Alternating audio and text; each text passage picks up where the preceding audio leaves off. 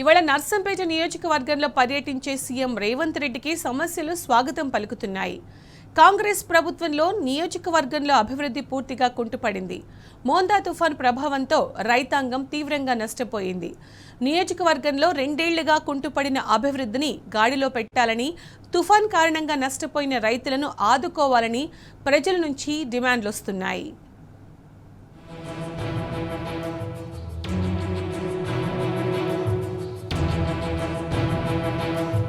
ప్రజాపాలన విజయోత్సవాల పేరిట సీఎం రేవంత్ రెడ్డి ఇవాళ నర్సంపేటలో పర్యటించనున్నారు.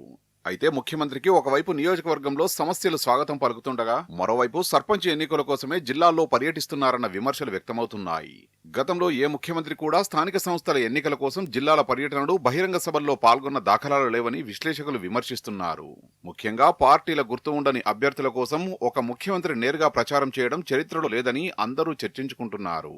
పైగా నియోజకవర్గంలో రేవంత్ రెడ్డి చేపట్టనున్న అభివృద్ధి పనుల జాబితా చూస్తే గత బీఆర్ఎస్ ప్రభుత్వంలో మంజూరైన పనులేనని స్పష్టమవుతోంది.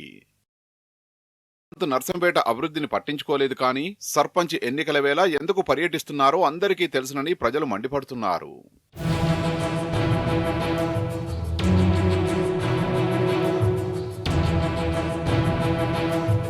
ఒకవైపు రాష్ట్ర వ్యాప్తంగా ఎన్నికల కోడ్ అమల్లో ఉంది. ఇప్పటికే పలు జిల్లాల్లో ఎన్నికల నిబంధనల్ని ఉల్లంఘించిన సీఎం రేవంత్ రెడ్డి అదే రీతిగా ఇవాళ నర్సంపేట నియోజకవర్గంలోనూ పర్యటించనున్నారు.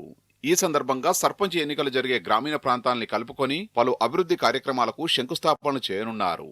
అయితే మొన్నటి వరకు సీఎం రేవంత్ రెడ్డి, ఎమ్మెల్యే మాధవరెడ్డి మధ్య పచ్చగడ్డి వేస్తే బగ్గుమనింత వైరం ఉండేది. ఇటీవల మాధవరెడ్డి తల్లి దశదిన కర్మకు రేవంత్ రెడ్డి హాజరు కావడంతో వైరం కాస్త స్నేహంగా మారింది. దీంతో 2 ఏళ్ల నుంచి నర్సంపేట నియోజకవర్గానికి దూరంగా ఉన్న సీఎం ఇప్పుడు ఎలక్షన్ల టైం కావడంతో పర్యటిస్తున్నారు. బీఆర్ఎస్ హయాంలో మంజూరై కాంగ్రెస్ పాలనలో నిలిచిపోయిన అభివృద్ధి పనుల్ని కొనసాగించాలని మాజీ ఎమ్మెల్యే పెద్ది సుదర్శన్ రెడ్డి సీఎంకు సూచించారు. మొంతా తుఫాను కారణంగా తీవ్రంగా నష్టపోయిన 11,222 ఎకరాల రైతులందరినీ ఆదుకోవాలని డిమాండ్ చేశారు.